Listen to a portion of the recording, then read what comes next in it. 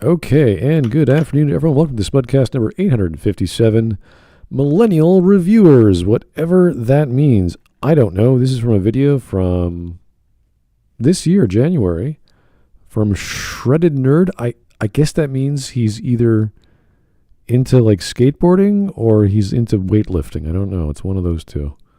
But good on you, sir, for having two hobbies, or one hobby, and somehow that relates to gaming. I don't know. Either way, this is a 27-minute video. It's got over 230,000 views.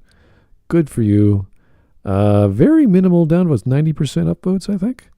So something's up. I don't know if that's he's playing to his base or some people caught up wind of this who don't like his content or just downvoting it. I am not sure. Haven't read the comments. Couldn't tell you. So, weird stuff.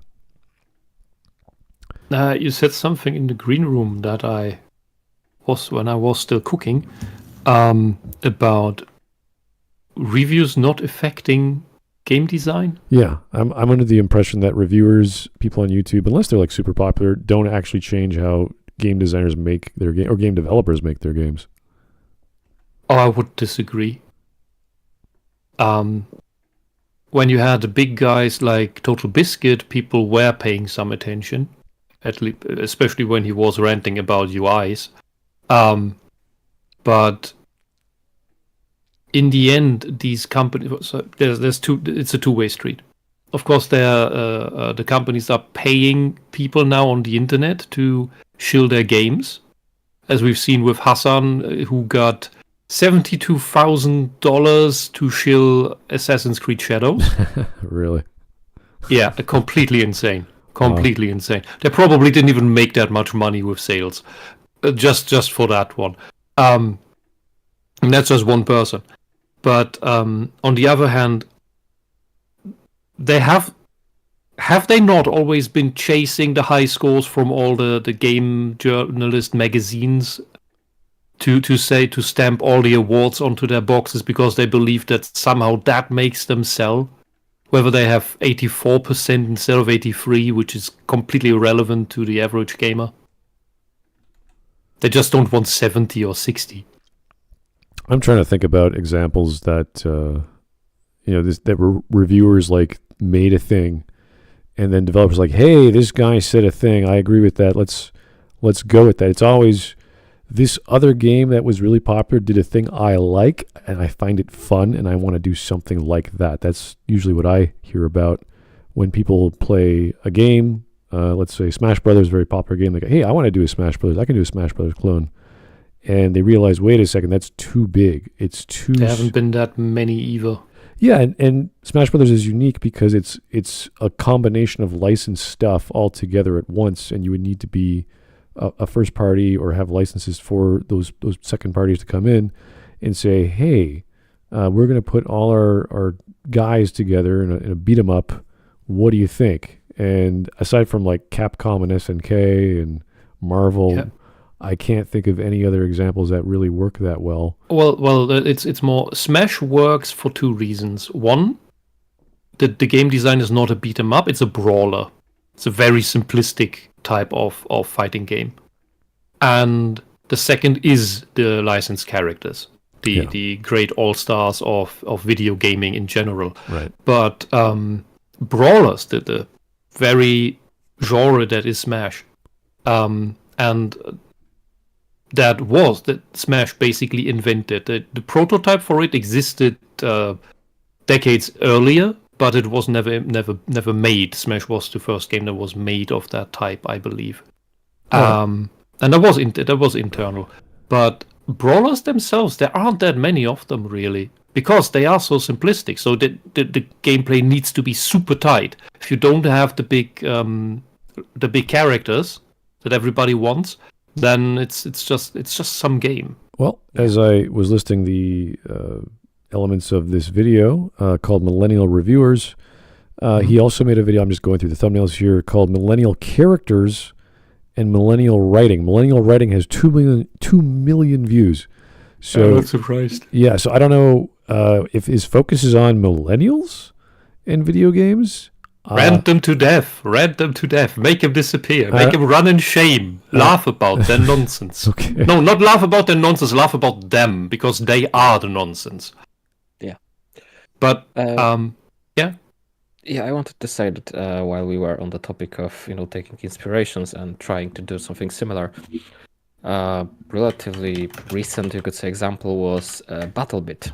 So that was a game created as a kind of a Battlefield, but with using kind of a Roblox characters and the like, and implementing a lot of things that people wanted Battlefield devs to do. So bigger fights. So the server was like 256 people. as it should be. So it's yes. better Battlefield, but looks silly. Yes. The main issue, I think, with it today, they made a lot of quality of life improvements and the like. The main problem, I think, became that it basically looks a bit silly, and the all of the sounds and the like are very limited. And at the moment, I think there is more people playing Battlefield 4 than BattleBit. So it had a huge starting point, and then it fizzled out in the next few months. I would personally still prefer Command & Conquer Renegade over Battlefield, but that's me being silly. That is kept alive by fans, by the way. But what I wanted to say about the millennial thing is that the millennials at large have affected game design. That is what the whole woke garbage is. Because it's of course astroturfed. It was completely artificial because nobody actually wants any of these changes. And from what little birds have chirped to me, more or less confirmed rather, is that the entire woke thing, the companies, or rather the companies that were shilling DEI and ESG, they knew it would tank sales. They knew it would lead to losses in the companies that implement them. And that is all so that their value drops, so that they can more easily buy them up. It's truly a hostile takeover strategy. Well, I don't think that's an issue with reviewers who are this or that. I think it has to do with game developers or designers who. Well, the reviewers are in part to facilitate that fake atmosphere of this is what people want, because the reviewers all say we must do the DEI stuff, the diversity stuff. Wait. You mean like professional game critics, meaning on websites, or do you mean like just people on YouTube? Like what? Because I'm assuming the game journos are in the same category as the reviewers for that comparison. Here's the question: what we directly talk about, but we had a lot of the online, the YouTube reviewers who were also shilling for all this crap. Maybe, depending. They made excuses for it. We had people who were shilling God of War Ragnarok and Last of Us 2 and what was the recent garbage? I'm sure there was somebody who was shilling for Bayonetta 3, which was garbage. It's all been there. There were people making excuses for Veilguard, for fuck's sake. Yeah, that was... And, of course, Assassin's Creed Shadows, as I just mentioned. That was like 3 weeks, and then everyone went, wait a second, let's not do that anymore. Because technically, today, everybody who streams is simultaneously a reviewer while playing. Okay, fair enough. That's because people give their opinion on what they see. And when they play complete garbage, and they know it's garbage, and they say, it's totally awesome, actually. That is, by the way, a grifter. That is the actual definition of grifter. Hassan Piker is a grifter. Because he gets paid to say Assassin's Creed Shadow is amazing when it is shit, and he knows it's shit. That's a grifter. All right, anyway. A millionaire communist grifter, by the way. Let us get going. Who talks with terrorists. 27 minutes. This is going to take some time. Maybe we get bored. Maybe we'll keep doing it for tomorrow. I don't know. Let's find out. You know what's crazy? How cringe millennials were living through one of the best eras in video games. Classic after classic was releasing every other week, and they were just like, meh. Blurblow's adventure for the NES was way better. This stuff is soulless garbage. This video is a little different. In the past, I looked at the Millennial style. This one is about the generation of reviewers, the past generation who shaped the way games are now. But, Mr. Nerd, not all of these people are millennials. Yes, that's true. Not everyone I'm going to mention in this review technically belongs to the millennial generation. It's really just the easiest way to single out this time period, this past generation. And if you're a millennial, these things all apply to you. You look. The whole thing with the millennial label is that in every country it's a bit different. It's like a few years back and forth. It's the same with the boomers. The baby boom in Europe, in each country, is a bit different than it is in the United States. Okay. For reasons of being differently affected by the war, for example. Right. I mean, And the same it is with this stuff. I mean, in my country, we don't even have any of these labels. Yeah. Like, there's none. Yeah. I mean, with the millennial culture, we even have another break between East and West Germany. Because West Germany had a normal cultural progression with lots of American influence, while East Germany only started on that past 1990. All right, so I'm assuming millennials are from 1980 to 1990 something. No, it's like some 90s thing. So just I think the best thing is to put them somewhere in the 90s. Yeah, okay. Like So 80s, I was always told I'm still Generation Y. I I'm a millennial apparently. It keeps changing. Oh jeez. I guess I'm really Maybe old. if I get old enough, I'm a 2020 kid. Okay. Well, I just need to not die, and people need to think I'm immortal. Alrighty. Well, whatever it means, it relates to 10 years ago at least on YouTube.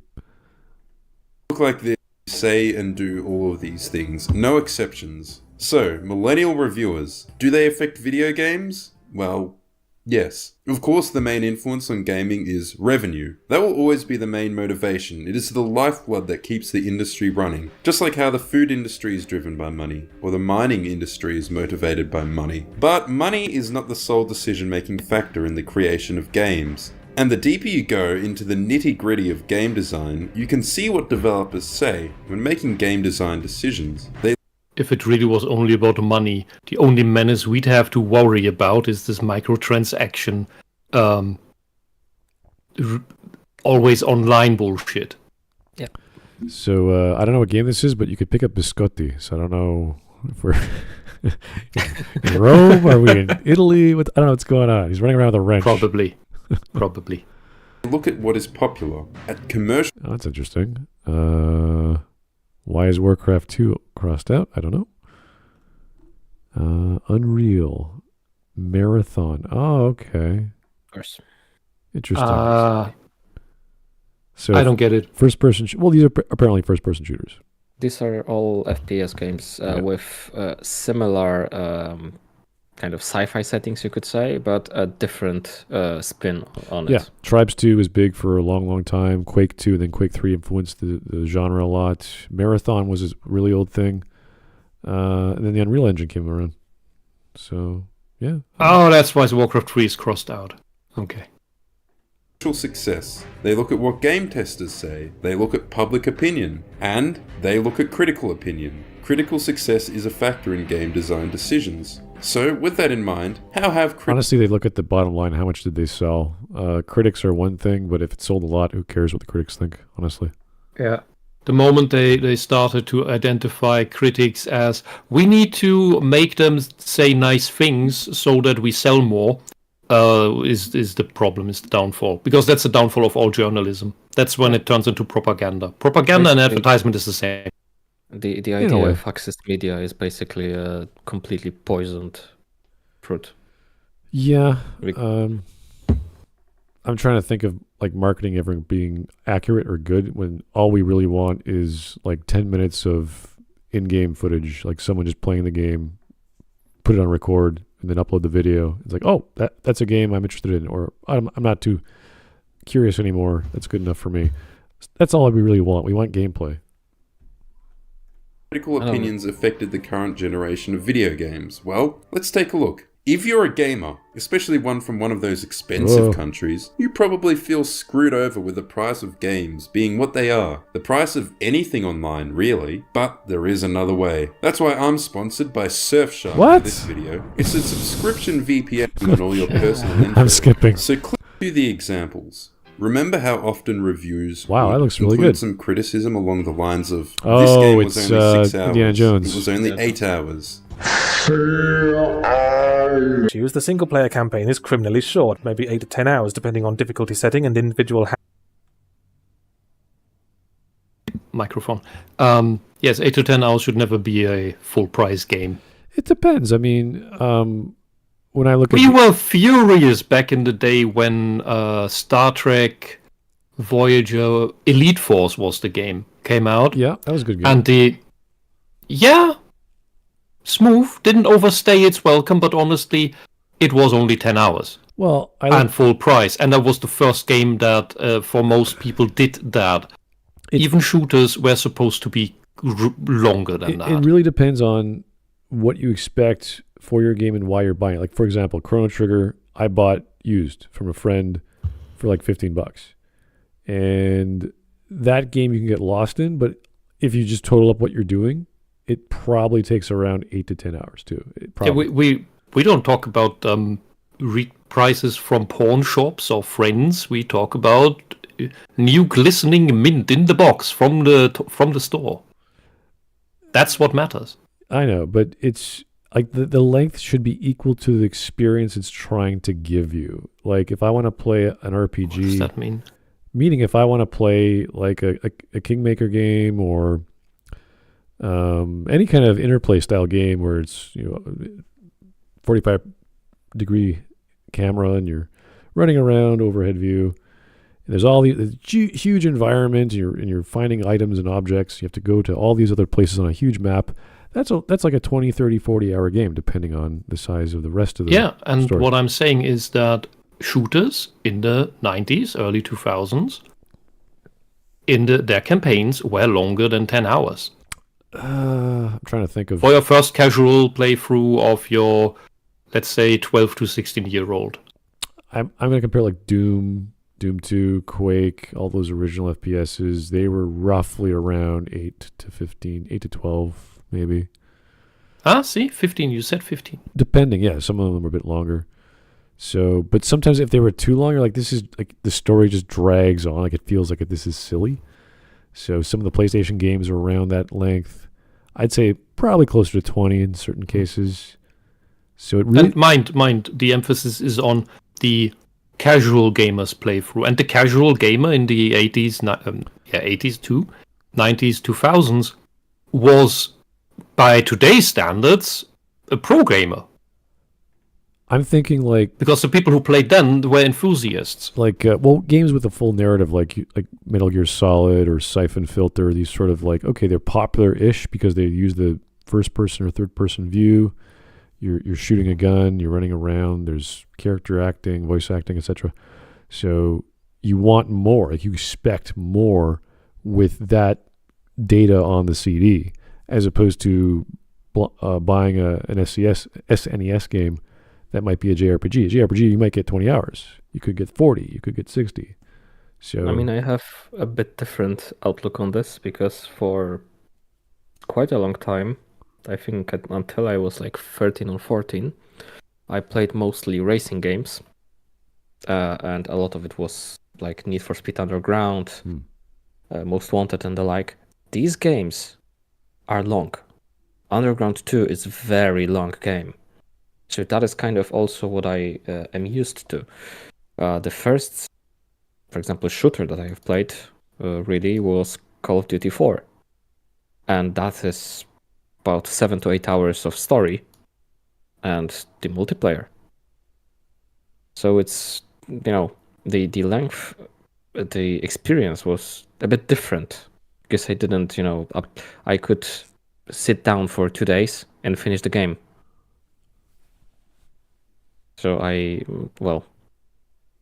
guess it kind of depends for everything. Yeah, But I see the point of wanting a bit longer campaigns. Yeah, and the extra thing you have to take into consideration for all of that is games back in the day.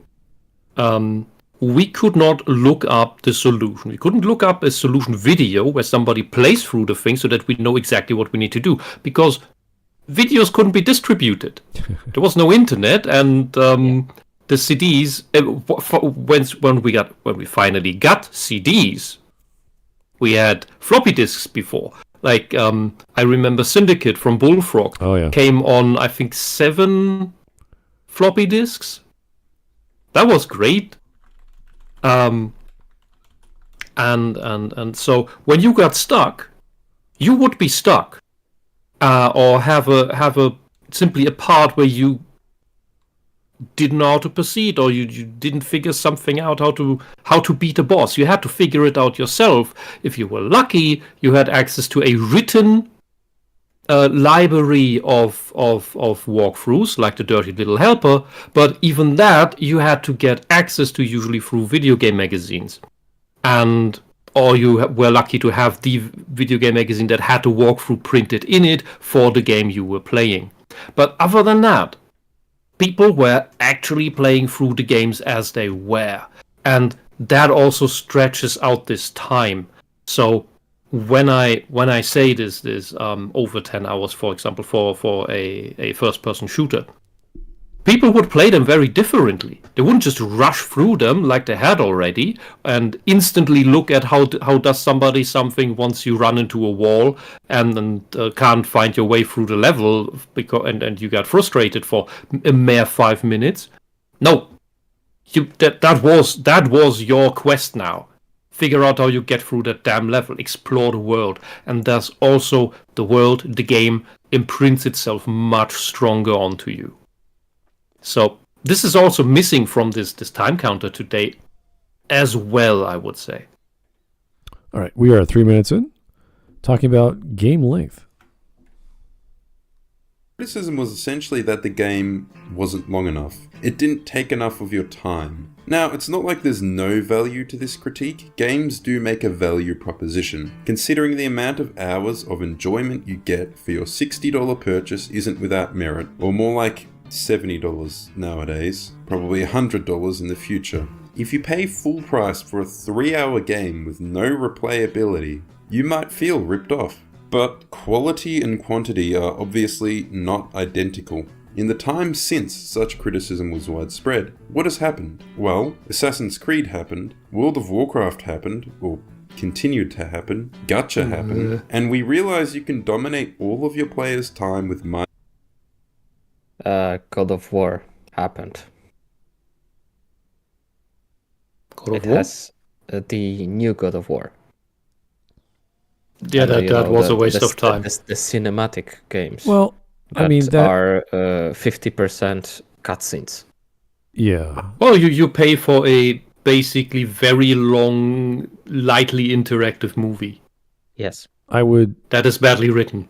I would say the rise of the smartphone kind of changed how we look at games, or even desktop games, because they want the mobile version of that somehow, even if it's single player. So it's, well, I guess mobile games in general, not just for cell phones, but for the main devices, like the Switch is its own thing now. That's mobile-ish, if you want to call it that. So, I hate it. Nintendo has a very specific niche. I think it works with families in general. So I know, but I like the split between home console and handheld much more than this hybrid thing that the Switch is. I never take it out of the fucking dock. Well, yeah, that's what I mean. Like, you don't want to lose it, so it's like I don't want to have to. That as well. Yeah, it's like I don't want to drop it. I don't want to like. I see my nephew, because they have the Switch, and I'm like, they bring it over, and I'm like, oh, that's cool. And I'm like, oh, you sure you're good with that? That's a pretty nice screen. Holy crap! Like little kids. Bonk. Yeah, I don't want them to drop it. Like, so okay. Oh. But no, they haven't broken it, thankfully. So that's good to know. But yeah, that's a very specific niche that Nintendo capitalized on because no one else was doing it. So, I hope they don't kill themselves now with the Switch 2. It's bigger. That thing, yeah, it's just bigger. It's exactly as the thing before, with exactly the same games, and Please buy. More it's basically PS1 versus 2 versus 3 versus... Yeah, it's the same idea. Just more power, more memory. Which is normal. It's just totally generational. It's just, we have better hardware. We have NVIDIA cards now. It's like, yay, okay. Collect 1,000 feathers. Collect 200 Funko Pops. And games would often pad out their runtime with boring filler missions that break the pacing. One of the most egregious examples, and one of my favorites, was there's these 2 missions right near the end of Borderlands 2 that you basically forget and basically just exist to pad out the runtime for the game right near the end. And they just break the pacing entirely. We had a massive wave of generic open world games that always slow you down. I don't remember. I actually do recall playing Borderlands 2. I don't recall that. But, Yeah. Okay. I don't know. There's a thing to be said about padding the runtime and all of that. For example, a lot of the games took the Ubisoft Assassin's Creed model. That you have to move to a certain point and then part of your map is revealed. Yep. That's not Ubisoft. People were using Ubisoft, but I think the Ubisoft model in general, that's all the games they were versions of Assassin's Creed. Yeah, but the things like Far Cry had the same kind of idea, even the newer Spider-Man games. Yeah, Tom Clancy games were their own thing before all this. So, they once they get that thing that they're good at, they keep doing it, and that's fair. But it's nothing new. That's why I always go back to the original, the Ezio Assassin's Creed games, because those are the ones where I'm like, okay, this is where they have a little bit more money. People like the. It wasn't even a series yet. It was just they like the genre and style of gameplay. Let's go to Italy. Let's go to different parts and have the character have a family. And how does that work? Like that's what you expect from a sequel. So it worked very well with that idea. And then they just kept going, which I guess works. I just stopped caring because I saw the hook blade and I was like, that's too much. That's too silly. I can't do that. I can't take an assassin's kit as a hook blade. It's so silly.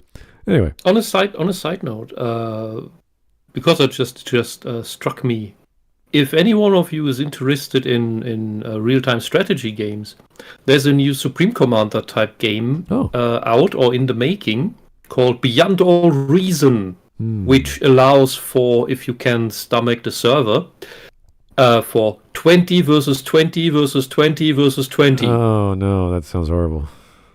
It's completely silly. It is beyond all reason. Yeah. When you make a game and you have a crazy title, live up to it. All right. Well, I used to like RTSs back in the day, but now it's like, I'm okay. There's not much innovation going on. Warcraft 3 and Supreme Commander were the two big innovators, I would say. Or rather, well, that and Earth 2150 and Machines, which nobody heard of, and Battle Realms, which inspired Warcraft 3, and yeah, we're kind of stuck. I was hoping for a full spectrum warrior, but it never really took off. It technically was an RTS, but it's seen from it's like a squad based game. So you move your squad and they move as an RTS unit. And the problem is the AI was horrible. But very well put together, very well voice acted, and you felt like you were managing a team. And it never took off. I always thought that would have been good. Anyway. RTS is a genre we can talk about. Activities. Some games have even come to consist largely of the busy work, with very little actual substantial gameplay in between, like Destiny. In retrospect, those games that were basically 8 hours of all killer, no filler were a miracle. There are some shorter indie games out there that show us that games don't have to be so long. They just have to be good, be compelling. While it isn't just critics that cause this phenomenon, I don't think it's a stretch. Oh, it's fine if they're not too long. Then they don't overstay their welcome. If they are priced accordingly, that's all they need to be. To say that this constant complaining about it contributed to developers trying to pad out their games. Another obvious one, to me, when talking of the snark-lennial generation, is the Disney adults of gaming, and that is The Nintendo adults. There was an entire Nintendo industrial complex on YouTube back in the day, hyping up Nintendo products endlessly. Yeah, Imagine sadly. this, a guy who just makes top 10 videos all day, all night, where there's a... Oh, that existed about everything. I mean, there was... Who made the top 10 street lanterns of World of Warcraft things? Well, there was Watch Mojo, which just did all media, so it wasn't just games, like movies and TV shows. Yeah, And, it wasn't just Nintendo. yeah. About Nintendo, it was everything. Well, Horrible. gaming became more popular, so people focused on gaming more, I guess. massive every entry on the list, where he edits in a couple game cutscenes or whatever. In the early days of gaming YouTube, these people were the dominant voices, and they were the voices for all of gaming. They really started review culture on YouTube. They made an art form out of it, and frankly, some of them were quite good at it. It was downstream from the previous Nintendo review culture. That is, a lot of game journalists and people who write about games were huge Nintendo evangelists, like the Mormons of gaming. One example is Banjo-Kazooie. Now, it's a fun game. It's a good game, but if you listen to YouTube reviewers for long enough, you would think it was the second 3D platformer game ever made. It was the pinnacle of collectathons. What came after was shit. Donkey Kong Country 64 was shit. I'm sorry. You can enjoy it. It's not like this is complaining on a very high level. But after Banjo-Kazooie, there's nothing reaches its heights. That's simply it. Same with Diddy Kong Racing. There was never a fun racer again that was like it. That had that kind of feeling and speed. A crazy chaos while just being enjoyable. After There's Super tons of Mario these things. 64, of course. Banjo was well made, but it was also doing things other games are doing or had done. Nintendo is kind of like a bubble, a closed ecosystem, an echo chamber. When you're within it, you have a skewed vision of the gaming landscape and tend to view Nintendo products as bigger cultural phenomenons than they really were. There is an... If you live in Japan, it is a cultural phenomenon. It still is. So, it depends if you're into gaming or not. If you are, like, they have I didn't guys tell you this, but my brother came back from Japan. He went to the Dragon Quest village, where it's literally you play as you are a character in the store in the village, and you take your character and you go to places, and you go on quests, and you level up, and you get treasure, and it's like this whole thing. He took his kids there. I was like, wow, this is wild. So, yeah, no, there's plenty of gaming culture. Nintendo, Square Enix, all in Japan. As soon as you arrive in Tokyo or Osaka Airport, there's Super Mario welcoming you. So it's everywhere. It's part of the culture. Yeah, and my point was that it's not that nobody has done it before or after. It's that these were the most polished gems of their genres. And there were other genres that were more dominant on the PlayStation. Like, you wouldn't have as much horror on Nintendo, obviously. You would have that on the PlayStation. Yeah, I remember those games. When the PlayStation first came out, there was D. There was all these other, not Resident Evil games that didn't come out yet, but games like that. Those, the Silent Hill games, like all of Myst that stuff. was a big thing when it came out. Like all these older adventure-style games that were all either horror or along, like, not Shadowgate-like, but in that vein. I think the closest thing that Nintendo had was Shadow Man. Huh. Nintendo YouTubers would make you think that Banjo-Kazooie was a massive phenomenon, but in reality it sold about as much as Croc. It is said that the Banjo Cuck kneels before the Croc Chad. GoldenEye 64 is a similar case. It didn't really achieve things that other games of the time didn't have. Non-linear objective systems? Other games did that too. Quake 2 came out around the same time. In fact, other first-person games that has a completely different playstyle, and I would not want to play Quake on a console. Well, you have to compare... GoldenEye is made for console play. You would have to compare where this was sold and the reasoning why. I would imagine it was sold more in the West than it was in Japan. So You should also take into consideration games sold per consoles sold, Yeah, because that's the exactly. only market, because the game is basically the add-on to the console, and nobody will buy a game for a console he doesn't have.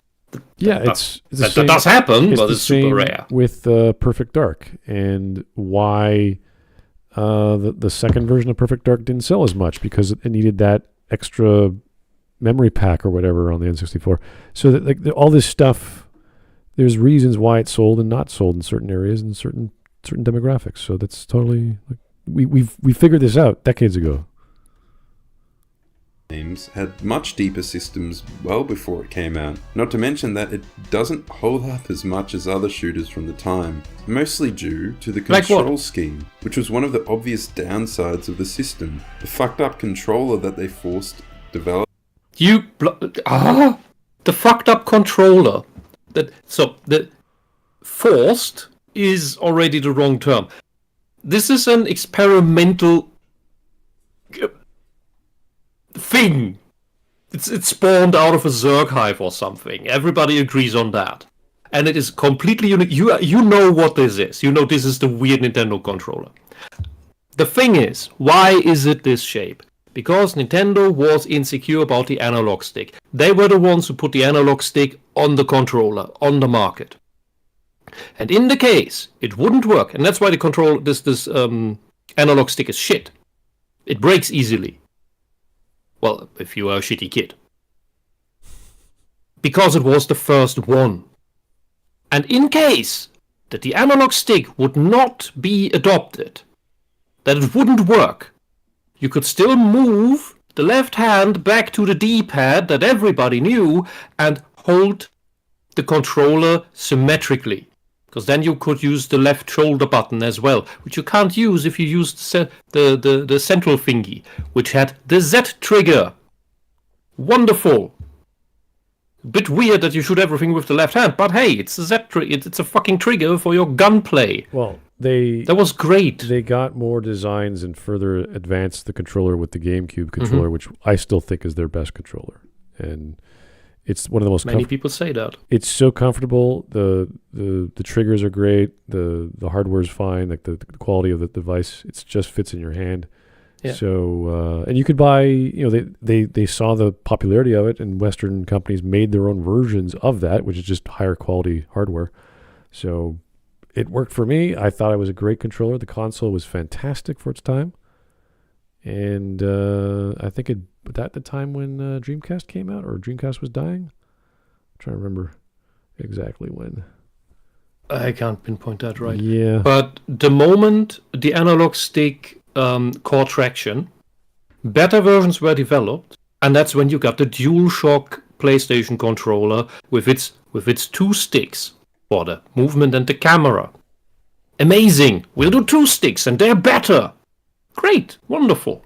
But Nintendo did the leap of faith, and that's the relevant part. And that's why this is such a monstrosity of a controller. Yeah, it reminds me of the Virtua Boy, sort of God. the angle and They tried. Yeah, exactly. They tried and it failed. They do that with lots of things, so that's pretty normal for Nintendo. They're the ones pushing the boundaries, not of capacity of hardware, but of, will people like this? We have no idea. It's the one reason Nintendo can be forgiven a lot of shit. They are actually willing to invest in research and development that other companies aren't doing. The light sensors on the Game Boy. They did the printer on the Game Boy with Mario Paint. All these stupid accessories. Yeah, silly things. That is one thing that seems to have also the Rumble kind Pack of gone away. It's the attempts at innovation. Yeah. So we no longer get things that can be considered will it work or not. It's let's play it safe. Yeah, I mean, compare that, and it's basically with everything. Yeah, and compare minimal changes, minimal stuff, and just get to these focus groups. That's basically every other company. Microsoft was trying with the Kinect. Well, okay, there's lots of stories behind the hardware things that they did. Like, for example, Microsoft and Apple. Microsoft said, no, we're not going to make a pad version. Everyone was asking for it. Everyone wanted a pad. Everyone wanted to have this device that was in between a laptop and a smartphone, and they wouldn't do it until Apple finally said, let's do it. And it was the same with Kinect. It was the same with the motion capture stick from Sony. Now it's Google Glass that came and went, and everyone wants one still, but they're not going to invest because it's too expensive. We don't know. We still don't have the cool virtual gloves. Oh yeah, and they exist since the 90s. Well, we do have the VR helmet, but it's not. It's like 80% there. Like it's everything. All the technology is there to a degree, and it's like it's missing something to make it mainstream. And I would say if we just had a smartphone, it's still too heavy. If we just had a smartphone in a Google Glass format, and that was the standard. Like imagine just wearing your computer. You mean the very shit that Nintendo pulled with, hey, let's sell you overpriced cardboard that you can put your Switch into to make VR goggles out of. That was, I'm not even sure what that was about. That was for the hey, let's sell cardboard to the family so that they can piece together origami crap for the children to play the motion capture games with hey, slot your Joy-Con into this cardboard and play a fishing pole with it. Great, awesome. It's great marketing. Putting screens right against your eyeballs is probably not a good idea. You have to always remember, as much as you shit on Nintendo, and they do a lot of shit right now, they ate up the ESG bullshit, and that is what may actually really cost them. Because they made several ESG-infested crap games lately, to different degrees, and ruined their franchises with that. Doesn't matter how much the thing sold. It's like The Force Awakens. Lots of people went into the cinema for it. Half of those didn't go to The Last Jedi already, and that's what we had, for example, with what was it? Tears of the Kingdom, but. Never forget, Nintendo's main target audience is families with children, specifically the children, so that the parents buy the stuff for them. The target it's basically, today we run into a My Little Pony problem, where the target audience is 6 to 8 year old girls, but the main consumers who spend money on it are men and women in their 20s and 30s, which is very strange. Nintendo consumerism has a similar issue, in which it is not just the parents of children anymore who buy the games, but the children that have grown up and have their own money now. And that skews a bit of the demand. Yeah, it depends and on the price complaints. It depends on the family unit. I remember my brother, because he also went to the Nintendo Museum that opened up last year, and there's huge lineups for everything, but you managed to get in, and because everyone had like a time limit. So if you want to play Mario Kart, because you get this gigantic controller, and one of the person controls the D-pad, the other one controls the acceleration, and you get 2 minutes. And it's just the funniest thing to watch families just trying to play a gigantic Mario Kart with a controller. Awesome. So yeah, it is obviously designed for families, but because we grew up with it, it's like, well, of course we're going to teach our kids. Yeah, of course. And that's something that didn't exist in the 90s yet. Yeah. In the 90s, 2000s. You want your kids to have fun. You don't want to go too crazy on the entertainment, but you want to give them what you got and show them what you know. And there's all these studies on how gaming has helped people be more logical, believe it or not, in school and be more interested in math and science, which is cool. And talking about weird controls, GoldenEye had a 2-player control mode for the single-player campaign on one controller, in which one, like you and your friend, you would both hold the same controller, and one would move the. Did you do it with 2 controllers? I don't exactly remember, but it was this weird thing where you 2 controlled James Bond together. One moved, the other shot. You were basically playing James Bond as a tank. You complain all you want. This crazy bullshit is fun. And that's what it's about. It's about fun. I know Doom exists on the N64. I wouldn't want to play Doom on the N64 or Unreal. Those games weren't made for that. They were made for PC. For a mouse and a keyboard. You know, the precision stuff. GoldenEye was made with the whole thought about, hey, I have this controller that can't actually aim at anything. So you have all this auto-aim going on. With where you actually see the gun take aim at what it's going to shoot at. It's pointing at that. It's moving around. It's magneting around. And you had the precise sniper vision where you hold the right trigger button, which would zoom in a little if your gun could zoom, and you would have the little reticule that you could actually do precision shots with. But for normal running through the level, nope, you would have the auto aim lasso thingy. And that is what made GoldenEye stand out. I don't know about other games that did that before. GoldenEye gets the praise for doing it so well. And having the atmosphere. And having the sound. The music, yeah. Hi, Ginga. What about this? I need context. Oh, we're talking... He's shitting on GoldenEye for the N64 having shitty controls because the N64 controller is weird. Oh, get the fuck out of here. Anyway, we're at 7 minutes on. And this is not a Nintendo kid over there that just got in. That complaint his ancient history by now. We know GoldenEye's place in gaming history. Yeah, he doesn't apparently. He's just shitting on what you like is actually shit. Well, you can fuck Which off. is usually what the Millennial reviewers are doing. Anyway, let's continue. Developers and gamers to deal with. It sucks. There's no "it had soul." No, it was just nonsensical and shit. What? You can meme it What? all you want, but there will never be some... Look at the slight wobble of the gun. The I don't know all these terms in English. The depth blur thingy atmosphere. The atmosphere is great. It's not about hard. We don't talk about with GoldenEye about it having hard. We talk about it having amazing gaming technology on a console. Doing a shooter on a console right is damn difficult. And I've never played the Halo games because Microsoft pulled them to the fucking console. They were supposed to come out on the PC. As a strategy game, actually. At first. That as well. All right. I was also going to say, it's like, even with whatever you might have against the GoldenEye game, they did remake it in 2010 and using the Call of Duty engine, but even with that, the GoldenEye remake was still ahead of the pack. Oh, yeah, they did Perfect Reloaded. Dark. Perfect Dark in 2010 as well, I thought. Perfect Dark Zero, I think. Yeah, right, exactly. Seems like the constraints of old led to necessary polish. Yeah, and GoldenEye going from the original to the remake is definitive proof of that.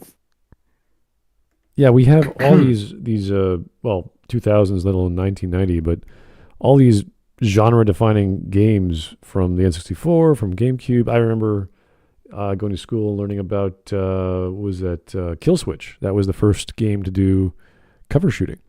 So whether you hate it or love it, I mean, that's what everyone based a lot of third-person shooters on. So I've been meaning to play it mainly because of that, and I've been putting it off. yeah, it's nothing, I mean, groundbreaking, but what you see, it's like this is the first idea behind, hey, maybe we should take cover when we get shot at. It's like, yeah, not every game is Doom anymore. We have to actually plan ahead. So, GoldenEye was kind of doing that a little on, or at the very least, the most basic way possible. Then Kill Switch took it a step further. Could you lean around corners in GoldenEye? I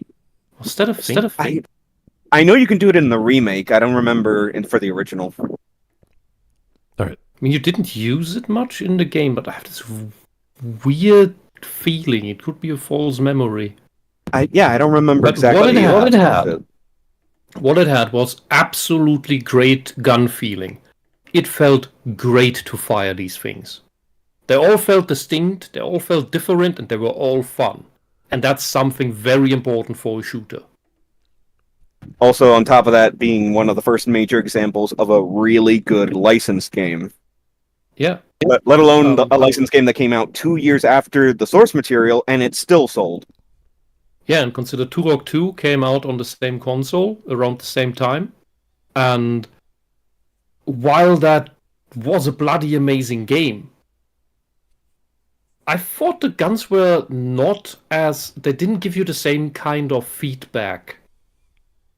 The atmosphere was there, definitely. That was bloody amazing. But the guns felt not as connective, is the word I would use.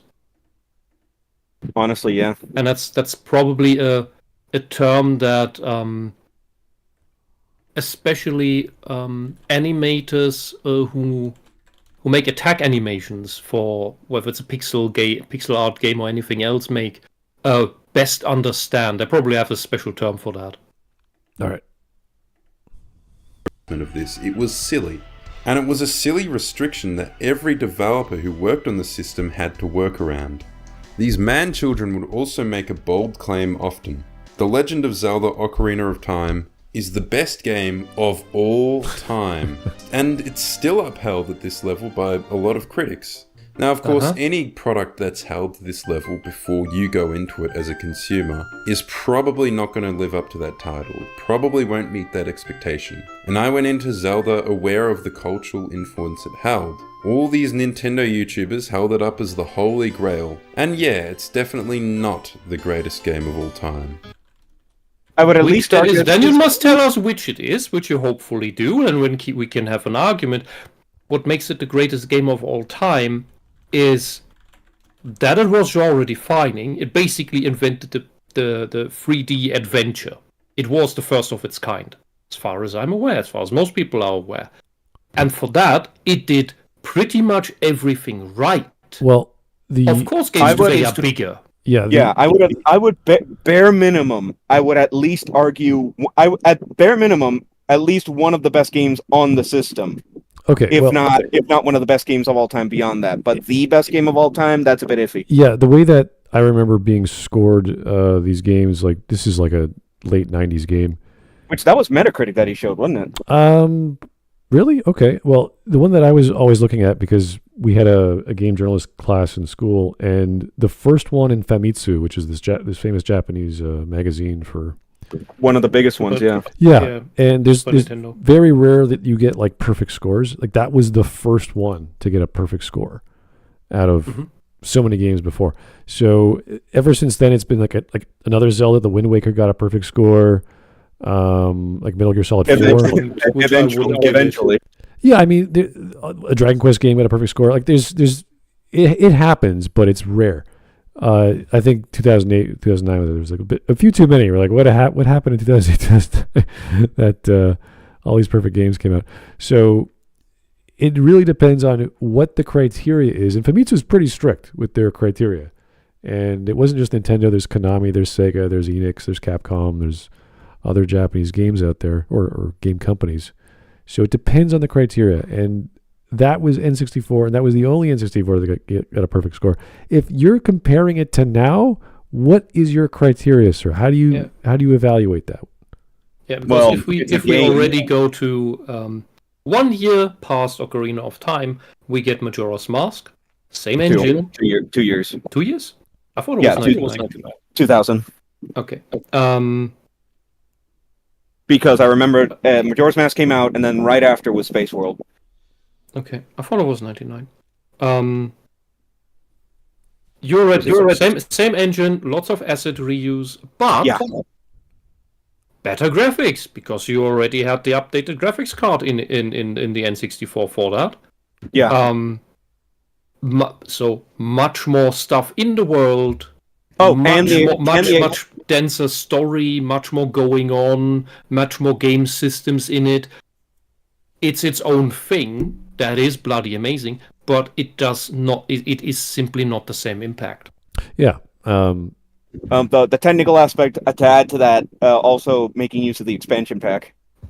Yes, exactly. That was part of the Majora's Mask. Yeah, that is the graphics. That's what I mean with the graphics card. Yeah, I'm just saying that's just part of that whole thing. I'm just adding on to that. Yeah, and again, this is Famitsu was a Japanese magazine. There was only like 2 or 3 later on that were Western games that were considered perfect scores. One of them was Skyrim, and I can't remember the other one.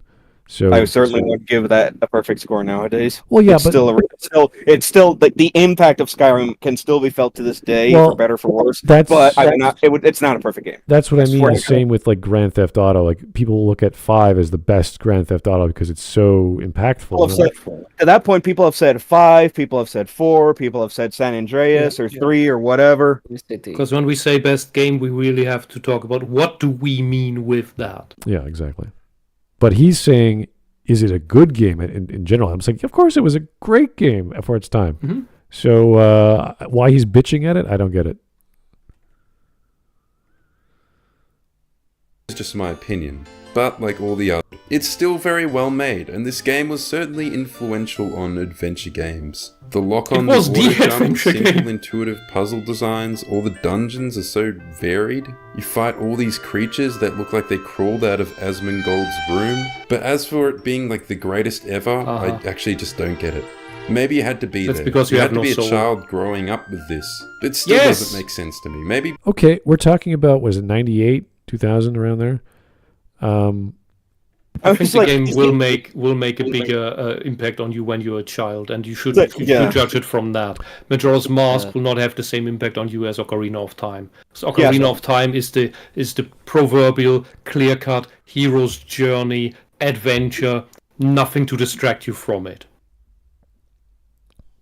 Lots of space to project your fantastical childish mind onto. Yeah, I don't Majora's Mask has less of that because it is so much fuller of stuff. I don't think we're going to compare games from today. So, oh, wow, this 20-plus-year-old game, 26, 27-year-old game. Yeah, like it's not going to be a direct comparison. Yeah. It's in terms of games from different eras being compared. That's by default. That's going to be a more broad comparison as opposed That's to what being I more direct. believe he's gonna do, and I would therefore have to ask, what would you then consider as the best game? Because if you say this is not it, then you must know one that is better. For that time frame, exactly, yeah.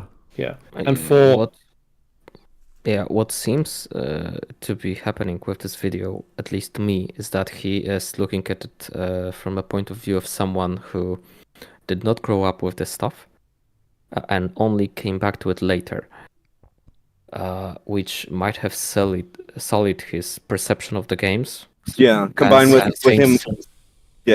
him giving the actual context from which a lot of us consider that game as highly regarded as it is. Yeah, like I mean, he for said as example- much. He said as much that he tries to view it from that point. yeah. After all, but I don't think he can actually emulate that. Like when you think of 1998, at least for me that was like Fallout 2 playing on PC. I wasn't that much into N64 because I never had one, but eventually I played these games. I'm like, oh, this is really well. Like you could just tell, like they motion captured opening a chest for no reason. Like they did all this extra stuff. Like with playing Metal Gear Solid 3, you could tell they put so much extra stuff into the game. They didn't have to do that. And yeah, today you just get box opens slightly and blue mist comes out. Wow. Yeah, I mean, when I was younger, I think I saw Oblivion, but the first of the Elder Scrolls game that I truly played was Skyrim. So when I decided, I will try the older ones, I opened it up, I played 10 minutes of it, and said, no, this looks too bad, too dated for me. And that was a point in my life. Now, I can get back to stuff like Gothic, older games, no issue whatsoever, because I now have a different point of view on those. Exactly. And you appreciate the time it was made, the technology that was used, the limitations of the developers, Precisely. the budget they were on, the schedule. Like it's all like, oh, this makes sense why it was made the way it was, and why the publisher did what it did. So once you see how things are made, whether it's art or a car, you're like, oh, this is why I have heated seats now from South Korea, because they have subsidies to their car industries. That's why Kias are so cheap. They're not bad cars either, so people are buying Kias now as opposed to buying Toyotas. It's just the nature of the product and why it was and what it did. And I talked about not the Rumble Pack, but the expansion part for Perfect Dark Also for Majora's Mask. That's one of the reasons why. The RAM What do you mean? expansion. Yeah, that's one of the What do you mean reasons. with expansion pack? Then, because the only thing that can be called that is this little. You mean this little thing that you put in front of in the center of the N64? It's on the controller. It's on the yeah. You just The RAM expansion pack is on the console itself. oh yes, Yeah, yes, that is the graphics card. That is VRAM. yeah. The You Rumble, doubled the VRAM with the expansion pack. yeah, the Rumble pack's on the controller, but The yeah, Rumble pack you put into the controller. yeah, but that's the idea, saying, hey, we want to make a game that pushes the limits, and the limits have been pushed. Now we need more memory. What do we do? That's Nintendo's problem ever since that. Oh, we still don't have a good enough hardware, and that was kind of the joke with the GameCube, or what came after the GameCube? Was it the Switch? No, it was the Wii. The Wii. The Wii was basically two GameCubes smashed together. The Literally, in terms of specs, that's exactly what it is. yeah, they said, okay, we're not using or changing the hardware much. We just need more of it, and we want to do the same stuff with that console, just bigger. So, and that was it, and it worked so well. The marketing campaign for that was fantastic. Everyone loved the Wii. Imagine they had just released a proper normal size disc expansion for the GameCube. Yeah, that'd be smart. Yeah. Smart. I was also going to say it's like the Wii, the two GameCube smashed together thing was taken to such an extent where the Wii single-handedly has the best backwards compatibility any console's ever had, because they were able to port over the entire GameCube software architecture 1-to-1 into the Wii, and you have a 2-in-1. And it's because it was so popular that people loved it. Why would they change the things that work? And they just wanted to do more of it. And that's what the Wii U was about. And then they said, hey, we can go further. We can make this, everyone's going cell phone crazy. Let's make this mobile and take this over to your friend's house. Now you could have a console at your friend's house, even though it's yours. You can just bring it over with you. And The portability thing was always a thing that Nintendo was trying to go for. That's why the GameCube has a handle at the back. yeah. The GameCube the GameCube having the handle, the Wii being not as heavy as most consoles of its time. That whole thing. The main idea for that was in the N64 controller, in this multi-purpose slot at the controller. Was not in the console, it was in the controller, where you could have your own a memory card, where you could put on like unlocks for costumes in Bomberman that you could bring over to your friends. So all you needed to carry was the little memory card. That was nice, underutilized as most things Nintendo does. But the ideas are there and tested in the field, and they work. Yeah, and it's pretty much the prototype for the Switch. So it is the basis for something greater, which Nintendo has always done with all of its hardware. Yeah. So what he doesn't understand is that the N64 is, and probably I'm not aware of anyone ever having put it like that. The N64 was probably the greatest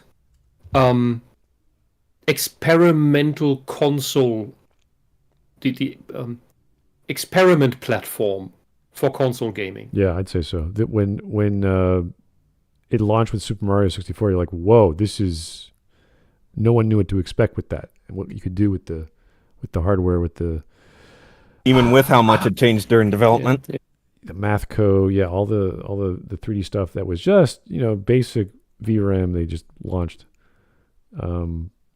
So this was like, what can we push? What can we do? And that was always the issue during the 80s and 90s, even the early 2000s, when they got those Sony CDs, the various, there was Panasonic. And PS2 era was just straight up DVD discs. DVDs, yeah. So we got like even more. We could find gigabytes of memories. Like, oh my god, we could put 7 gigabytes on our disc now. So yeah. At that point, it was just shy of 5 that those discs could hold. Right. I thought it was compressed to 7 though. Okay, maybe it's different. Yeah. And then the GameCube ones can hold like just over 1. Cool. Just over 1 gig. Yeah, because they made those with Panasonic. Yep. They have mini discs. Yes. Good for music. Skyward Sword is so tiny because of it. Yeah, it was great for music, just I not weep. for gaming. Yeah.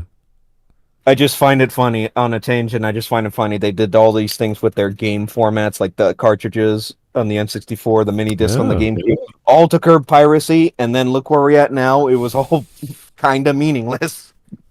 Well, so long as they Nowadays, at the launch time it, it worked, but yeah, this is the same with proprietary hardware. They eventually launch it on PC. It just takes a few years or decades, depending. Yeah. But there's another lance I will break for the ever bumbling Nintendo. I am angry with them these days, but there are things that need to be said about its model, and including about their horrible restrictive online play model, and that is if your aim is families with little kids that you design for the scenario of you have a family with little kids, so you design your gaming platform in a way that the parents can have most control over what the kids play and do online, including not being online. You want that. You want that in the hands of the parents. to the point where they literally made an entire video just showing all those features. Yeah, but that's also why you don't want it to be easily automatically online. You want this. Yep. You actually want this paywall before it, or something equivalent. All right. Well, he's bashing on the classics, so let's keep going. Simple and intuitive, so polished for the time. Similar appeal to, say, Portal. It's kind of why Paradox games or Factorio could never be hailed as the greatest games of all time, even though they are the greatest for some people. Having too much... That's genre specific. That's a silly thing to say. Some people think it's the best ever. It's like, yeah, some people do say that. That's not an argument. Warcraft 3 Frozen Throne is the pinnacle of RTS. See, I'll say it's The Reign of only Chaos. alternative to it is Supreme Commander, because that is differently enough of a genre, of a subgenre in style, that you can say that does a different thing of the genre of real-time strategy, but so well. And Warcraft 3 is on the other end of that spectrum. Yeah, and that was the influence of the map-making system. It wasn't just for hero battles or creating heroes RPG elements in your RTS.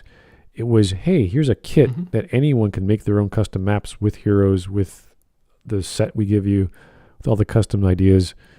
And it spawns other game types that they didn't even think about, like tower defense. So, that's where we got Dota. That's where we got Legends. It's a game making kit, but I'm speaking specifically of the game itself, of Warcraft 3 Frozen Throne itself. That as a real time strategy game is one of the most complex, fun, engaging things that have ever been made. I'd say the one, and while at the same time being a genre mix with an adventure game. You're an adventure RTS. There's been nothing like it. StarCraft 2 was several steps backwards from that. Also graphically, and it has more polygons, it has higher resolution textures, but bloody hell, you look at Warcraft 3. You know what's going on. You look at StarCraft 3, you have brown, purple sludge. Brown, purple, grey sludge that looks all the same. It's horrible. All right. Let's keep going. Yeah, keep going. Much complexity automatically filters out enough of the audience. Action RPGs and adventure games were able to effectively hint at some of the depth that exists in RPGs without overloading the normie brain with too much information. What does that mean? Normie brain? This game is made for 6-year-olds. Yeah. Can you look at this game from the perspective of a 6-year-old? And I mean 6-year-old. Somewhat a human spawn, a human larva that has just learned to read. Well, that is what Ocarina of Time is for. I'm wondering why he's saying this genre of Nintendo, like say Metroid, same idea. Oh, the normies play Metroid. It's like, sure, I guess. Like what? And why is that bad? Perhaps that's why Skyrim is also so popular. So I would say the Nintendo bonus when it comes to reviews is absolutely real. And converse to the Nintendo 64 praise was the GameCube hate. Okay. Both the GameCube and the Nintendo 64 undersold. The GameCube had obviously a much better controller, which to be fair isn't hard. It also had... It's built on what was before. It is built on the shoulder of a giant. Yeah, to say the GameCube isn't hard to, or the GameCube controller isn't hard to make is like, from where are you getting this information that you think it's easy?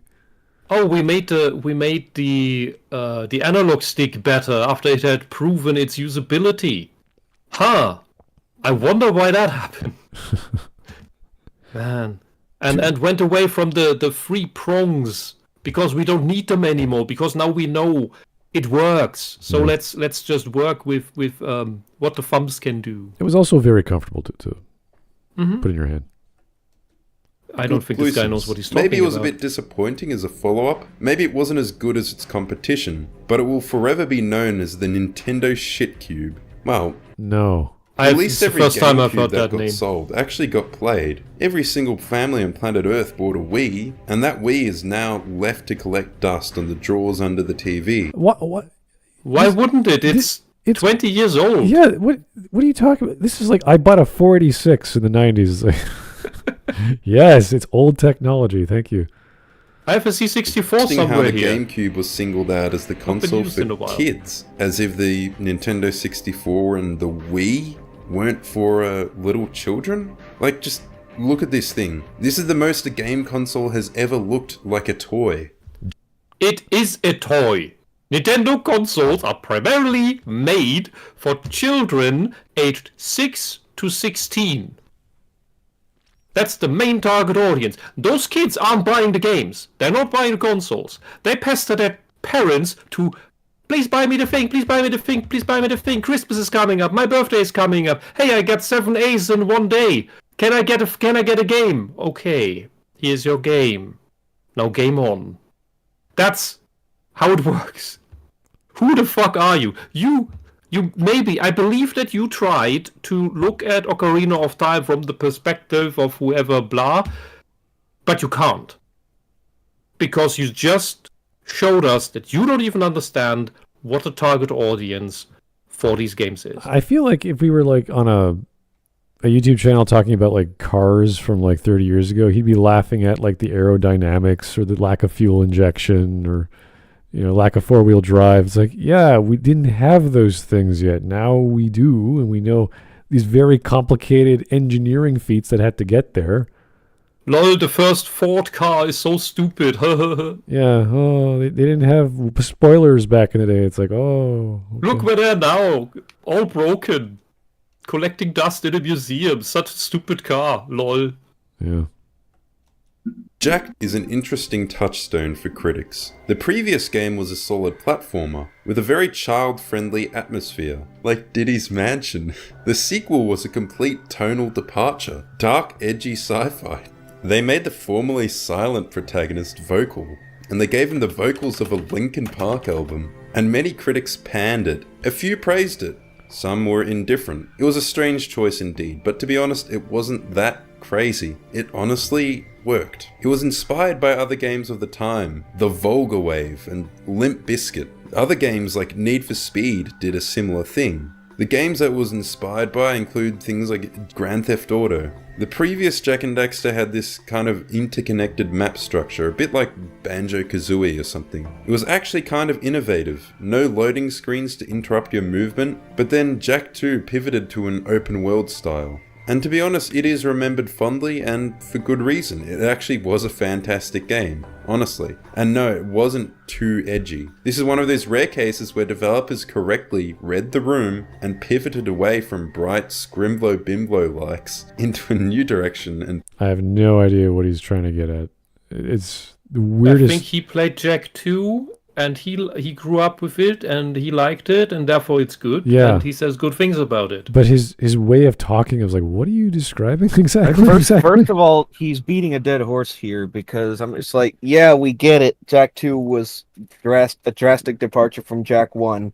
and it tried to ride the coattails of Grand Theft Auto 3. We get it. Pulled it off. The writing was witty and the characters were good. The plot was engaging, and to be honest, it still had plenty of light-hearted moments. It actually worked quite well, having characters like Dexter juxtaposed with the grim environments. Goofy characters in a goofy world are just kind of wasted, they don't really stand out. This new direction added more contrast, and it added some more depth even. Another big criticism that the game received was for the abundance of timed missions. You often had to redo missions several times due to the strict time limitation, and you had to redo them over and over, and it was challenging. Like you'd have to escort somebody to a location within like 2 minutes. Many of them made use of these hover bikes that you could find everywhere that people were driving around. And you know, this game was known for its difficulty, which is funny because I beat it as a kid and I just thought, this is normal. It was only after growing up that I found out it was meant to be a very difficult game, apparently. And that's not to gas myself up as some kind of pro, I just like to be challenged. And I didn't mind repeating the same mission when I failed. That just means I wasn't good enough. In my eyes, that was just about as hard as a game should be. But I learned much later that people hated the timed missions. I thought they were great.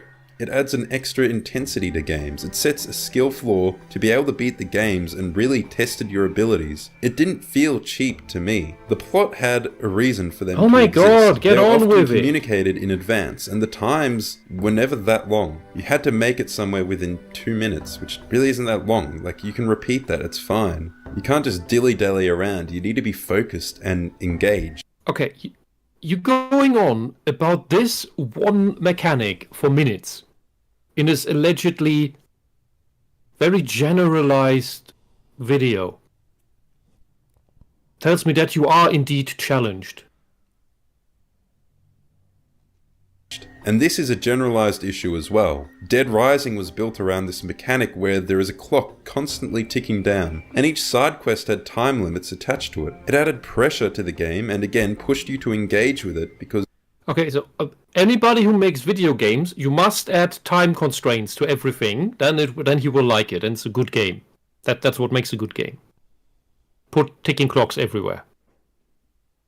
You had to be efficient. You had to make choices all the time, which is engaging. Because with each choice, you spent your limited amount of time that you have. I'm honestly shocked more games haven't played around with this feature because it created a really intense and rewarding gameplay loop. There are other games that have a system like this, just hidden behind abstraction, like XCOM, where time is always moving forward and the crises just keep getting worse with time, and you have to manage them and you have to choose which missions to pursue because you can't do all of them. Time is a resource, and it's basically just like any other resource management in a game. Pushes you to make decisions. Adding this other level of decision making makes the game more engaging, but critics hated it because they have to think too much. Apparently No. If you guys ever played XCOM, it could be overwhelming. There's too many things going on, and you don't have technology or enough technology to fight the next battle, and you get creamed because you have limited resources, and time is also a resource. It's the same with XCOM 2, depending on the difficulty level. So once you figure out what's important, then you prioritize those things. So it's more of an issue of balance than it is of good or bad. With Dead Rising, they actually responded to the noise and removed the time limitation altogether in one of the sequels, and it just ruined the game. Time limits. For you. That's something you don't see as much anymore. Half-Life is another big one for critics. Many claimed Half-Life 2 was the greatest game of all time.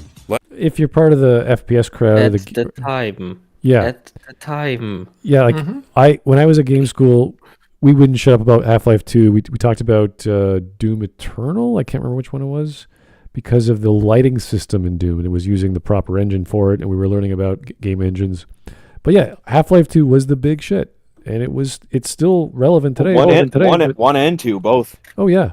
When it 2 came out, it was like, oh my god, everything about the story, the assets, the engine. I mean, hell, it's to the point where the Half-Life 1 got a fan remake in 2020, and the quality of that version of the game shows to the point where internally at Valve, it is considered the canonical version of the story. Yeah, it was a big deal. That says a lot. I remember all the arguments we would have for which engine is the best for this sort of operation. What should we be using? Because we were all using Unreal and Ogre 3D and what was it called? I don't think Steam was a big thing back then. So Source Engine. Source was there, but it wasn't very solid. At least not yet. Yeah, I'll give you that. Yeah, we were playing around with Aerolict and a few others that were not very well known. They were either free or they were hard to find.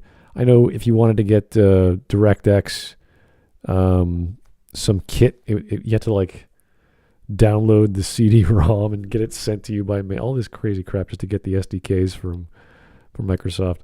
So, but yeah, Source and a few other engines we were Unreal, Unity. Well, at least nowadays, Unreal, Unity, Source. I think Unity just came out at that back then. Yeah, at that time. Yeah. Yes, we had no idea about it at the time, but it was interesting. There was all kind. We were playing around with tokamak physics engines and trying to integrate that with Ogre 3D because it was Ogre 3D is just a renderer, so we were putting stuff on top of it, putting stuff like interfaces, like input devices. I don't think things like renderware and Havoc weren't available publicly at that point. No, render was not a thing. Yeah, back then. I think Havoc was at that in the 2000s at least. But that was you had to buy it. You had to pay money for that.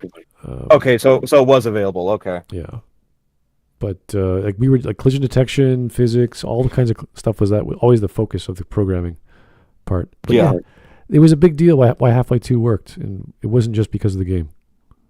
Yeah, Source in particular pushed the envelope at that point. It's a good game, but it was gassed up to mythological status by Millennial reviewers. What does that mean? Fuck. What's a Millennial reviewer? It was revolutionary. The whole story scripting was absolutely brilliant. I've said before. Sorry to cut you off, Smud. I've said before. Half-Life, the way it presented its story, just the series in general, is what the crap games crowd nowadays claim they want to do. The whole single shot thing. Half-Life was doing it back in 1998. This games like this, they were the true, honest, objective pieces that truly broke new grounds. Yeah. They did it. These are the games that did it. Half-Life did it. Ocarina of Time did it. Warcraft 3 did it. We can go back to like Vampire the Masquerade and the lighting on the facial rigs and the eyeballs. Like it was just so like, wow, that looks like a person. And the voice acting was there, and they had face gen or whatever it was called at the time. I would say in terms of storytelling, I would accredit Legacy of Kain by that logic. Yep. Great games. These are fantastic. Because they in terms of storytelling, Legacy of Kain was ahead of the pack ahead of most of the industry at that point, because that one put so much attention into the writing, into the performances, and especially into the continuity. All the way up things that has good time travel. Yes, exactly. Because they explicitly show you how it works, and because they highlight like all the details you need to keep in mind when that works, and it's also has relevance all the way up to the last game that they released back in, which is Defiance. That's an element across the whole series that they make it abundantly clear how it works.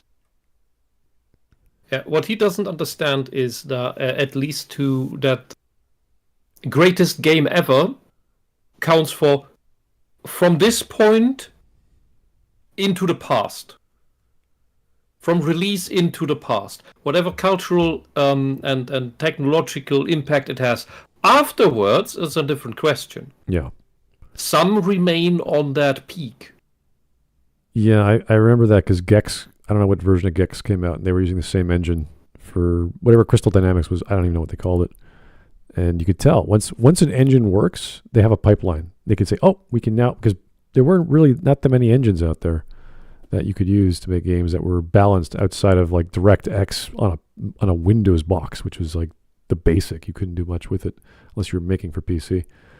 So to get your own engine with physics and collision detection and all the basics, that's amazing. And I'm surprised that didn't no one else made other engines that came out because they were so compatible at the time for pumping out to Linux or Windows. But yeah, those were great. And not every genre starter is also the pinnacle of its genre. It's just so bloody surprising that things like Ocarina of Time and Warcraft 3 hold up so well. Because nobody's reached it in that manner. Twilight Princess, for all that's better about it, is still effectively a loose remake of it in my eyes. Yeah. It has a lot of parallel elements in storytelling, in structure. It's basically almost the same game. It's been argued that I've argued that it's pretty much based on that. It's pretty much a bit of an overcorrection from the complaints lobbed at Wind Waker back then, which to this day are still. That's another thing because they advertised a game in the style of Twilight Princess, in the atmosphere of Twilight Princess, the upgraded Ocarina of Time, and then that Wind Waker out of the blue, and so people get whiplash. Like, what the fuck? That was because of that was after the Space World 2000 demo. That's where that all started. Had you gone with the hey, remember the cutesy style from the top-down Zeldas? We're doing something like that, but 3D. And if that had been the thing from the get-go, the marketing would have worked. It would have at least not been as bad. That's just that. But for Twilight Princess, that is what puts I think even more what makes Tears of the Kingdom even more of an insult is that just blatantly copies elements from Ocarina of Time, and when you already had the improvement or the quasi improvement in Twilight Princess, you can't do that. All right. That just says you're creatively bankrupt. All right. I missed a super chat from Frog Jupiter. Thank you, sir. Fun gaming history fact. Chris Chan was considered the first Let's Player online in 2003 with Animal Crossing. Born in 1982, he's an early millennial? Yes. So everything is cursed. Oh my god. No, it's just Chris. That explains so much. Anyway, back to bashing Half-Life, I guess.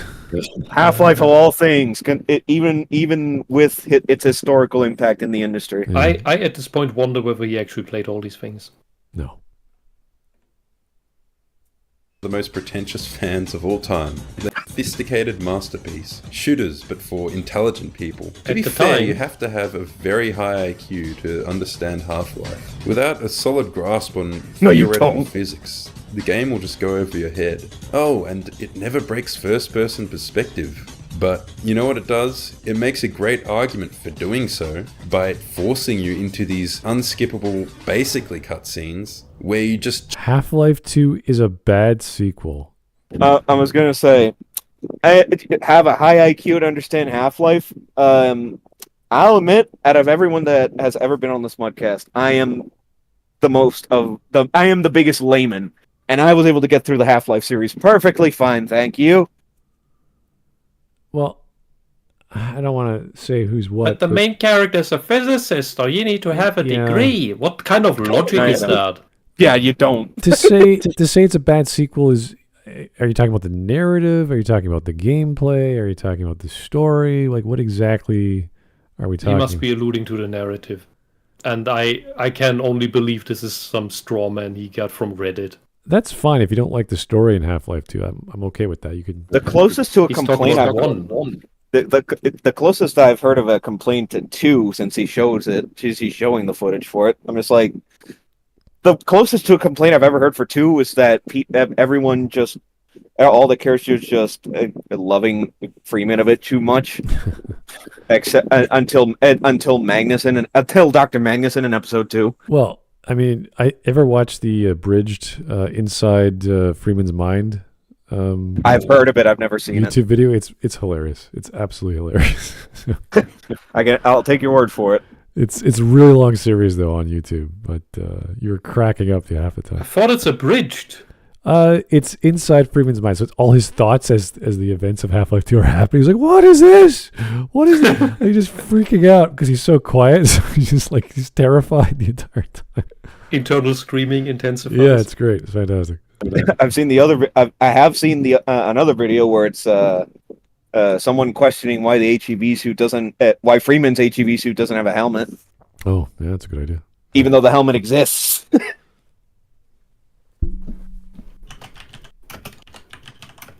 But yeah, I'm just like, again, to repeat the point, like Half-Life, the entire franchise has such an impact on gaming history, on the industry, and I'm just like, are you really just gonna put it down to that? Yeah, he doesn't understand time. It's a problem with a lot of these people. Anyway, The game journalists, the millennials, they don't understand time. yeah, we're gonna go for another few minutes because if this is his source, which is Half-Life 2 is a bad sequel, I think we can stop listening to this guy. See what you did there. Such a pity. Haha. Jump around and not do anything.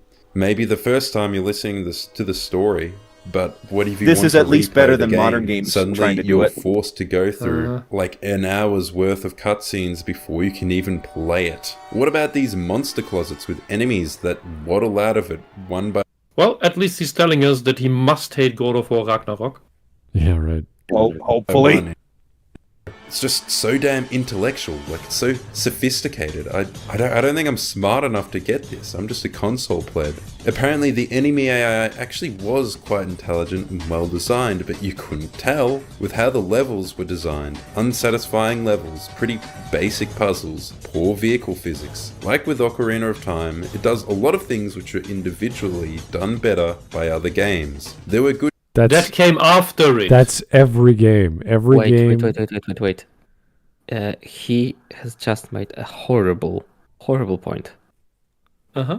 Other Yes. games individually do certain parts better. Uh-huh. But how about the sum of it parts? It's just That is a good extra. How can you even make a how do you say it? Yeah, How but can it's you I know put a what you point mean. to It's something like this. Yeah. It's the conflation of the individual parts and the greater whole, and but that he specifically here invokes Ocarina of Time, which we know started the 3D adventure genre. Yeah. Well, his You argument. cannot and then say other games made the things better that were done in Ocarina of Time. Like Ocarina of Time started it. Yeah, it's like he said.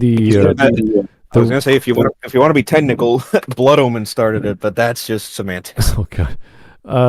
Like you said, the vehicle elements were bad. It's like, yeah, compared to an actual racing game that is designed just for vehicle mechanics. So yes, other games do other things better, as every game ever has always been that way. It's always The future has better technology than the past. Yeah, and this is what a discovery. This is the inherent issue. Like you don't compare, like, was it Grand Theft Auto? Not GTA. I was like gonna think Gran Turismo. I wouldn't compare Gran Turismo. Was it 8 or 9 we're at now? To like GT or the Gran Turismo like 2. I wouldn't do that. That's silly. I wouldn't compare Gran Turismo to Mario Kart. No, of course not. That's silly. Exactly. It's like complaining Sigmund Freud was a complete idiot. He was wrong about almost everything. He was the pioneer in the genre. Yeah, he got a lot of. Yeah, he's gonna not make everything perfect, and then people after Freud made things much better right. Yeah. Yeah. And this really old game didn't do the things that this new game could do. It's like, what? Really? This other genre of game designed to do one thing does it better than this other old game that it wasn't designed to do. Like, yeah, no shit. The first guns were really At the bad. same time, You guns and are after better. the release of Half-Life. Singling Half-Life out specifically as the model, as the only way shooters should be, is very much indicative of a generation of gamers. Accompanying that view is often the idea that Halo ruined shooters, and I've already talked about this. It dumbed them That's down because by it's on a making console. them work for consoles. Not to pit them against each other, I've already done that, but it really isn't that deep. Both Halo 2 and Half-Life 2 were technologically technologically complex for their time. I mean, they both used the Havoc engine for physics. Both of them had sophisticated enemy design with a number of different enemy types with varied behavior depending on so many different environmental factors. Both of them had varied encounters, level design, and visuals. They both had large and varied weapon arsenals. They were both sophisticated in terms of what mattered. The gameplay. Like GoldenEye? It's only the surface level distinctions that people use to say that Halo was unsophisticated. Regenerating health, 2-weapon limit. It was made for console babies. I think it definitely was a platform thing. Now that Halo is on PC, nobody seems to care anymore. It's 20 years old. Dude. And yes, saying, oh, it only has 2 weapons, that's for console babies, is a more or less valid complaint. As a console player, I would rather complain about it, because previous shooters on consoles didn't only have 2 weapons. GoldenEye had you could carry your whole damn arsenal. Turok 2, you could carry your whole damn arsenal, like in every other damn shooter. Half-Life So 2, yes, which I would ask, why would you limit that? Half-Life 2, which came out the same fucking year. It's rather that the developers, or rather the publisher above the developer, thinks that the players are idiots. So it's the same problem with Hollywood thinking that its audience are idiots and therefore forces movies to be written like mold. So he's attacking Half-Life 2 because it's overhyped, but he's defending Halo because he likes it. He grew up with it and played it. I guess. Halo. If anything, Halo's the one overhyped as fuck. Mm-hmm.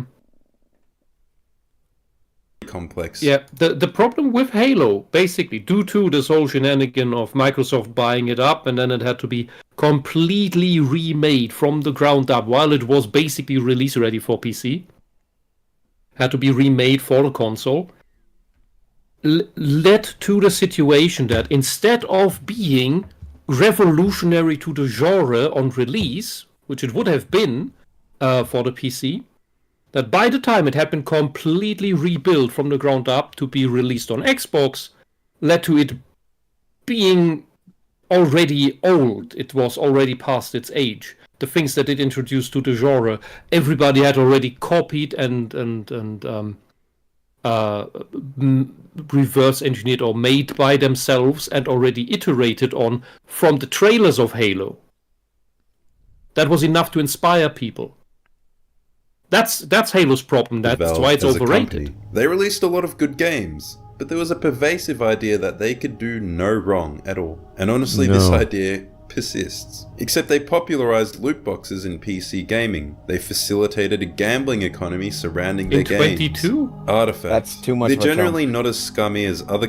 He's jumping between 20 years of gaming history. So because he doesn't understand time. Because CS was popular for decades, and then CS:GO became a thing, and it introduced whatever it introduced on microtransactions. It's Even though TF2 did it first. people. That's another. I know it's a whole separate point, but I'm just like, it still bothers me that people pin it on CS:GO when TF2 did it first. That's just me, though. Is it because it's all from Source? He just doesn't like Valve? Like, I don't. It seems to be, if he's bashing Half-Life 1 and 2 to this extent. Companies, but they've made a ton of anti-consumer decisions over the years. I think one of the biggest effects of Half-Life criticism Like what? is on the topic of first-person platforming. It was held as a maxim that first-person platforming doesn't work. There's one example that it doesn't, and many showing that it certainly can. It's not that first-person platforming doesn't work, it's that Half-Life's platforming was bad. Mirror's Edge showed that a first-person platforming game can work, but barely anyone makes these. That is an actual jump and run that is made for that. Half-Life was a platformer only insofar as it is an ego shooter. Well, as every other ego shooter before it. I think you should rather compare it than to Alien vs. Predator. Well, he's doing the same thing with comparing, like, this element of Half-Life 2 could be done better in a game designed just for that element, whereas Half-Life 2 did lots of innovation, and one of the innovations was the gravity gun, playing around with physics. So maybe the focus on that, which was part of the story as well, was the point, as opposed to, well, we got to get Gordon to jump really well, or climb, or whatever the case may be. It's like, yeah, they could have done more with Gordon navigating platforms, but that wasn't the point of the game. So you're right; it's not as good as Mirror's or any of these games which are designed just to do platforming. I mean, yeah, obviously they're not going to be as good. And Mirror's Edge came out in Decade 2008, you're still 2009. allowed to make them, but for a while, devs were afraid to include platforming in their That's shooter how many games years? in any significant capacity. And you see some examples 10 like years. He's comparing games that are 10 years apart and says the game that was made 10 years later had better platforming. Yeah.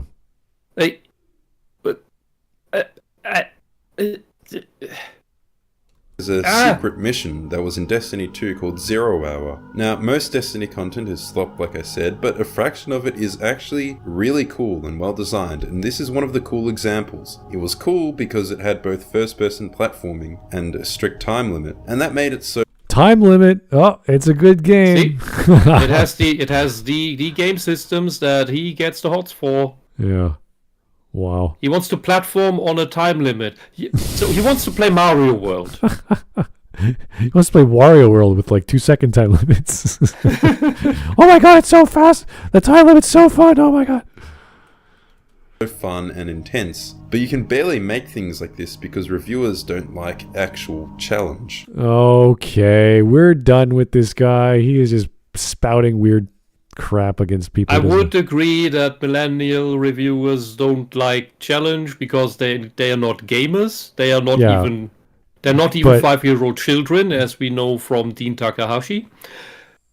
They are something less. But that is not the reason. So time limit games are a specific thing. All right. Let's see if we got any memes here. We have one meme from Hawk. Thanks, Hawk. This guy's all over the place. Hawk with his 5,000 IQ enjoying Half-Life.